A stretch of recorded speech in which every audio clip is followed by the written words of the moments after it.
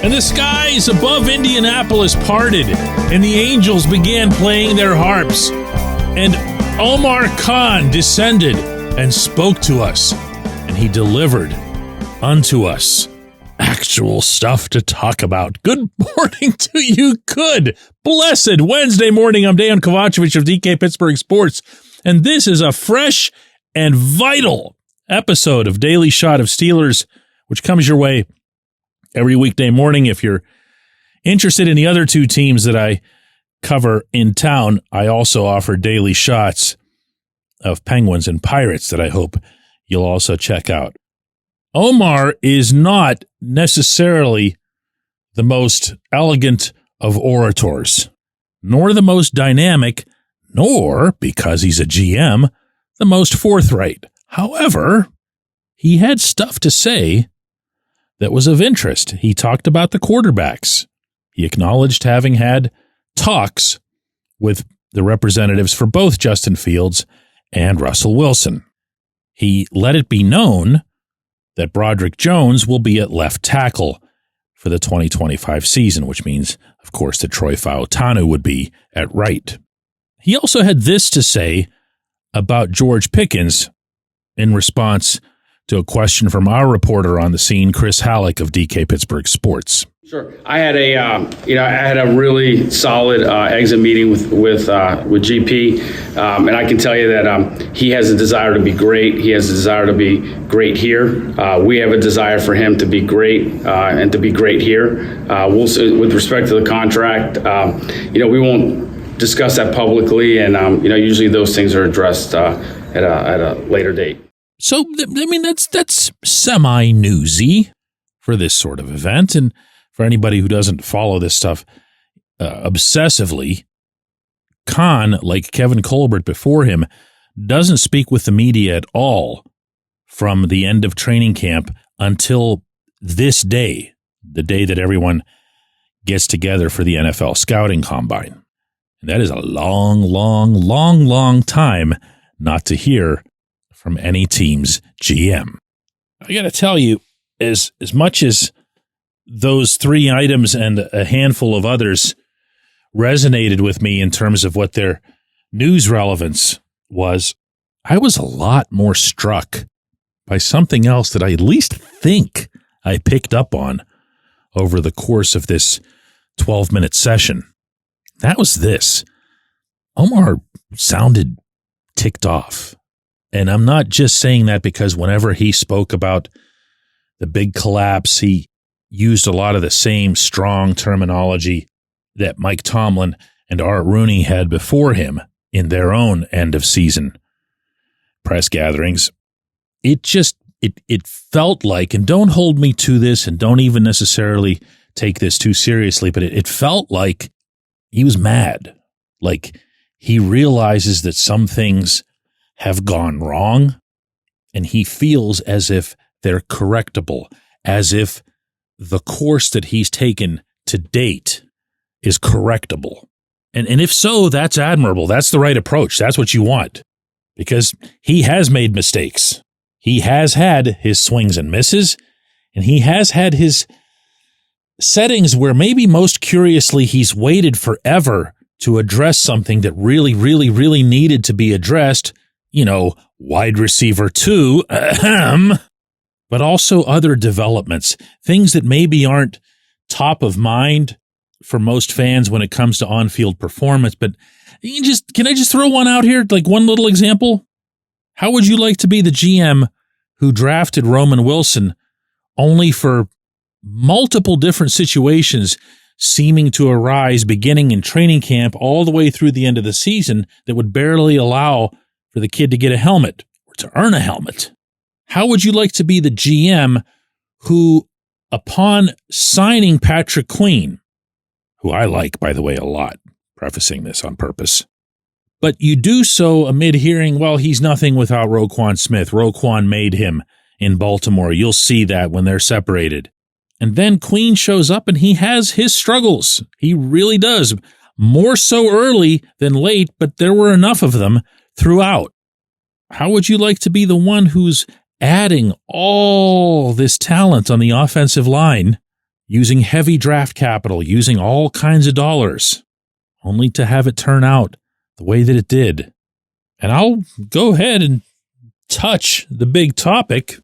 How'd you like to still be sitting here as the GM who inherited the Kenny Pickett draft pick from Colbert, but still hasn't come up with his own answer at quarterback? And he won't have that answer.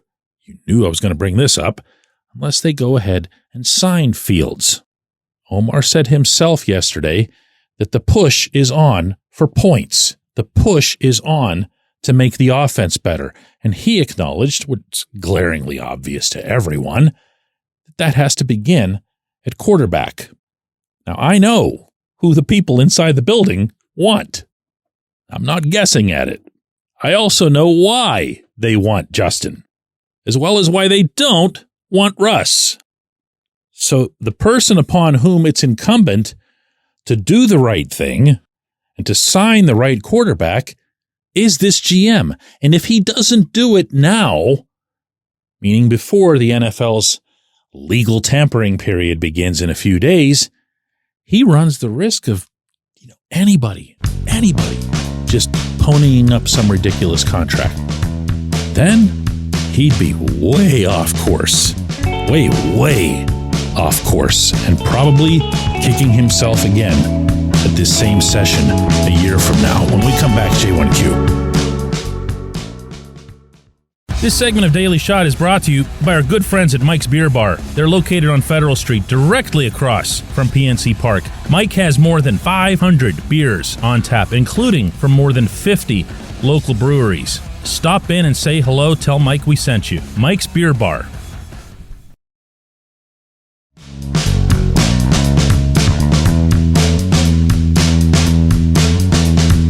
Today's J1Q is actually just going to be representative of probably, and I'm not exaggerating, 50 or more submissions sent in this direction. Some of them as questions, some of them as statements, some of them as really angry things about the Jaylen Warren segment from yesterday. Because while I went out of my way to debunk the myth, and it is a myth, that Jaylen allegedly can't be the RB1 because he gets hurt too much, I did this crazy thing where I actually read off his injury history. Facts in that. What ended up coming on this day, almost as if it was like the backup plan for everybody who wants to doubt that Jaylen can be the RB1, all that came was, well, here, I'll read one of them from Brent. Brent says, DK, Jaylen did not have the best ball security, which to me appears to be Mike Tomlin's biggest pet peeve, no turnovers, and could be why recent quarterbacks after Ben Roethlisberger have been so conservative, as well as the play calling. I'll bet Tomlin wakes up in the middle of the night with cold sweats thinking about fumbles or interceptions in playoff games and the game against the Jaguars. Anyway, you get the idea. Brent went on there for a bit. Jaylen did not have the best ball security, Brent says. I got a whole bunch of other ones in these tones like, DK, come on, man. He fumbles all the time. Or maybe if he didn't put the ball on the ground all the time, he'd be seen as a whatever. Oh my goodness. Facts are easy things. All you have to do is about, 2 minutes or 3 minutes of research. Somebody repeating again and again and again that Jaylen's hurt all the time ended up becoming just universally accepted.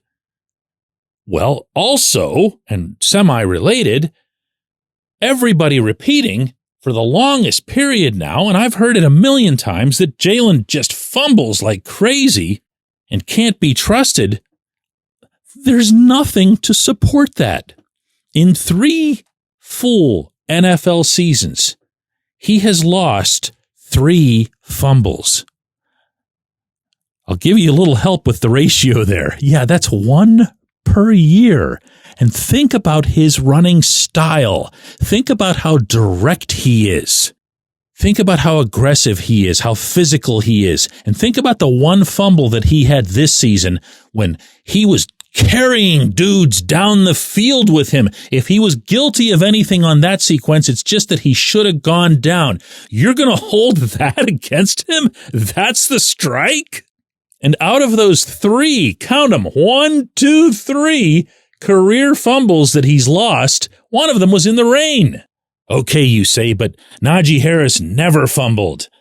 Well, guess what? Najee did fumble. Najee lost 4 fumbles to Jaylen's 3 in that same span, those same 3 seasons.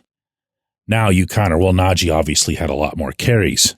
He had more carries, but if your concern is the actual lost fumble and the impact that it has on that football game, then really what matters most is the total number of those. How often do they impact the Steelers? And by the way, who had the costliest fumble of the 2024 season? I'll give you a hint. They actually, for some insane reason, changed the official scoring on the fumble to attach it to Russell Wilson. Do you remember this? Yeah, it was in Philadelphia against the eventual Super Bowl champion Eagles when the Steelers' offense was, in the second half, motoring down the field and poised to take the lead as well as the momentum. I don't know how the game would have ended up. The Eagles were obviously the better team all around, but I do know that when Russ pitched to Najee, and Najee had the ball for quite a long time and then just dropped it out of nowhere, that was when that game turned and for all intents and purposes ended. But somehow Najee wasn't stuck with this stigma that he fumbles all the time or he kills the team with fumbling. I say this all the time. There are perceptions, there are facts. Perceptions don't count. They're not real. They're illusions. Or in this case, delusions. Give Jaylen a chance. Before you even do that, give him a break. Stop flat out making stuff up about him or going along with made up stuff about him. I appreciate hearing from all of you anyway. This was fun. Like Steelers Mythbusters or something. Let's do it again tomorrow, everybody.